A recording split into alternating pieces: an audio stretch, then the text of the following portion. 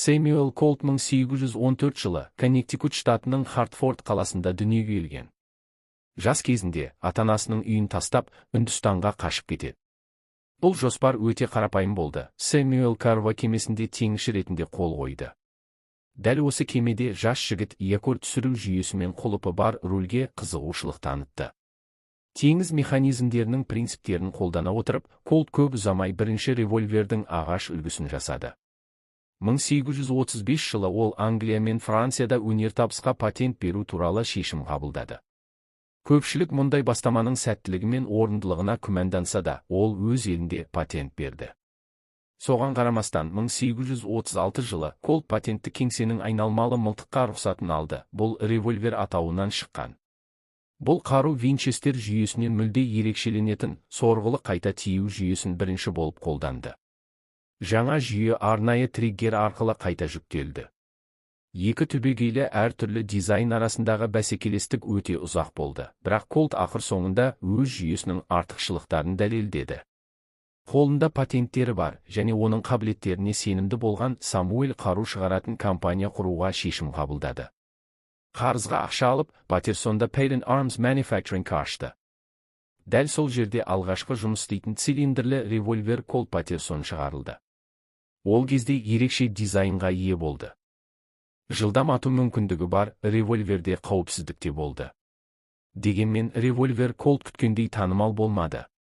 Өте аз мысалдар сатылды, және компания 1842 жылы банкротқа ұшырады.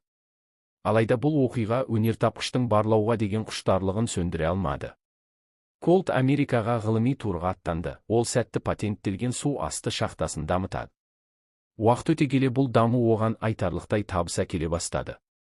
1847 жылы оның өнертабысы Колт Патерсон тағы да жұртшылықтың назарында болды. Техас офицері Сэмюэл Уокер және оның бөлімшесі Колт револьверлерімен қаруланған жаудың жоғары күштерін жеңді. Бұл ақпаратты алған үкімет экспедициялық күшке 1000 қаруға тапсырыс берді.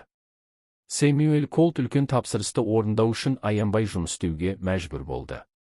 Біріншіден, ол осындай үлкен көлемде өндіретін орын табу керек болды. Оның үстіне қарудың жаңа үлгісін жасау керек болды, өйткені бұрын шығарылған револьверлер табылмады. Ойлап тапқан қару американдық армияда қолданыла бастағаннан кейін Колттың байлығы да, атағы да тез өсе бастады. 1852 жылы Сэмюэл Хартфордта үлкен қару-жарақ зауытының негізін қалады. Бір қызығы, Колттың өзі әскерде емес, губернатордың арқасында сайлау науқаны кезінде полковник шенін алған. Коннектикут.